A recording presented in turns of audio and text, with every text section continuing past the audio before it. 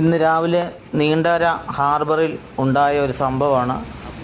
നീണ്ടര ഹാർബറിലോട്ട് മീനുമായി വന്ന ഒരു വള്ളം മറിയുകയുണ്ടായി. അത് കാരിയർ വള്ളം, മീൻ കൊണ്ടുവരുന്ന കാരിയർ വള്ളം മറിയുകയുണ്ടായി. 7 ജോലിക്കാരുണ്ടായിരുന്നു. 7 പേരും നീന്തി രക്ഷപ്പെട്ടു. പക്ഷേ വള്ളം പൂർണ്ണമായിട്ടും നശിച്ചു. അത് പൂർണ്ണമായിട്ടും നശിച്ചു. ഭയങ്കര തിരമാലയും കടലുമായിരുന്നു. ആ കാറ്റിൻ്റെ ശക്തി കൊണ്ട് വള്ളം പൂർണ്ണമായിട്ട് നശിച്ചു. ഒരു ഉപജീവന മാർഗം നശിച്ചു പോയി എന്നല്ലാതെ എന്ത് ചെയ്യാനാണ്. പിന്നെ ആളപായമൊന്നും ഉണ്ടായില്ല. 7 പേരും രക്ഷപ്പെടുത്തി.